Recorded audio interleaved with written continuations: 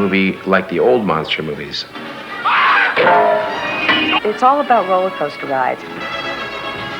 I would say it's a tragic love story. Peyton is gone. Program complete. But this is more of a Beauty and the Beast story. Why didn't you tell me, Peyton? An action-adventure, comic book, gothic horror. It's a mixed media bash.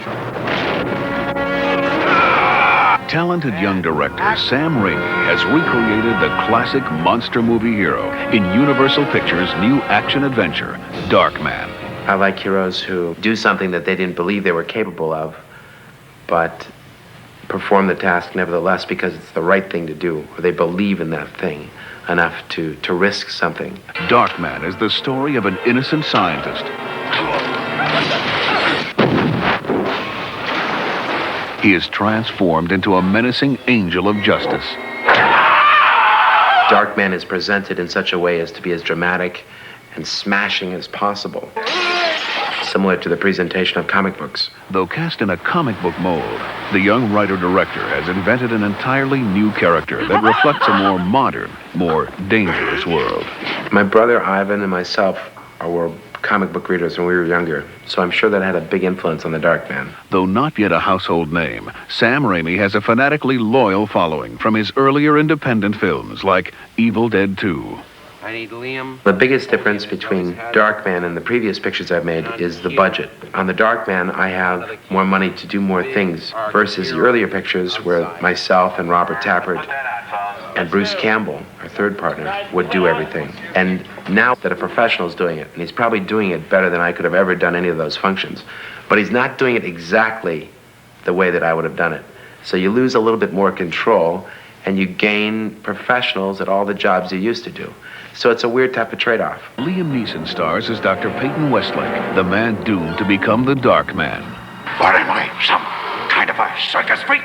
With Academy Award nominee Frances McDormand as Julie Hastings, a lawyer whose underworld connections lead her fiancé into the path of evil, skillfully embodied by L.A. Law's Larry Drake.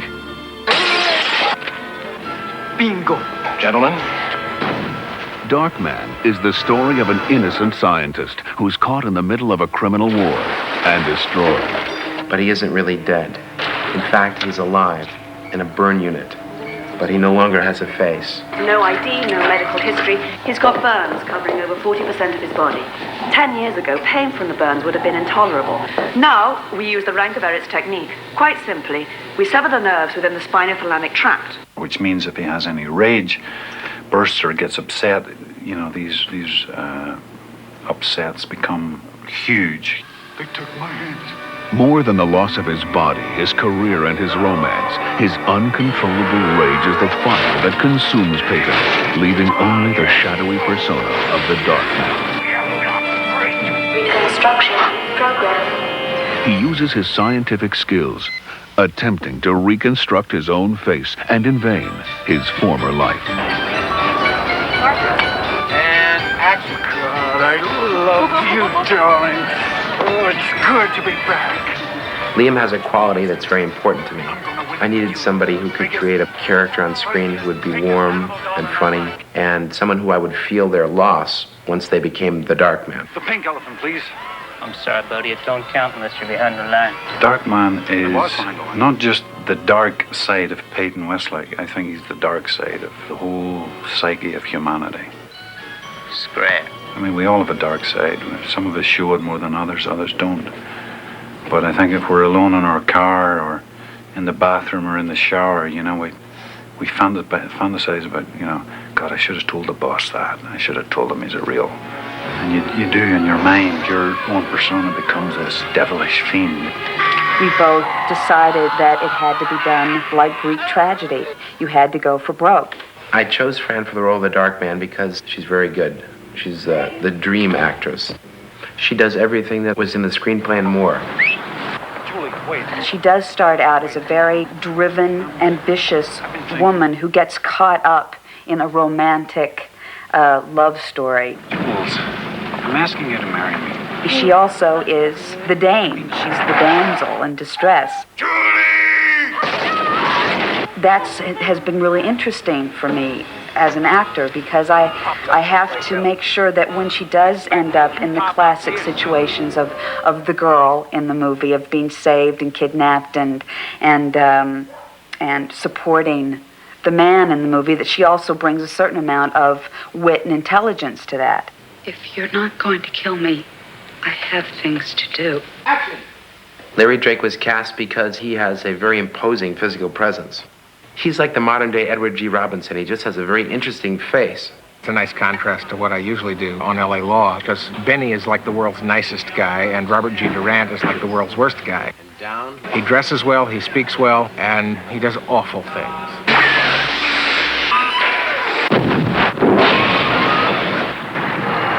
Bent on revenge, the Darkman uses his ability to create the faces of Durant and his criminal gang. You will provide the revenues owed to us by the time I finish this cigar. Larry Drake not only plays the role of Robert G. Durant, he also plays Darkman impersonating Robert G. Durant. The fact that at some points I play Darkman playing me is part of what this picture is about. Durant's tough enough. I mean, Durant is not me, so that's tough enough, hitting your marks and getting it right and getting the right attitude going and the specifics. But I now not only have to act enough of Durant for Darkman to convince my friends I'm him. He has to be a good enough actor. I also have to be wearing Darkman inside. Shoot him! Shoot him! Which one is Durant? Not me, him! Shoot him! Unfortunately, his disguise can only withstand 99 minutes of daylight before self-destructing. Of course, it took more than Sam Raimi's imagination and a talented cast to create an action fantasy like Darkman. The team of Tony Gardner and Larry Hamlin created a vast array of eerie special effects. It's a 10-piece overlapping appliance, so each piece has to go on top of another, on top of another. It'll take about 3 hours for Liam to get into the makeup, not including the bandages. When I'm in the chair, it's not an ordeal. I knew this was going to happen.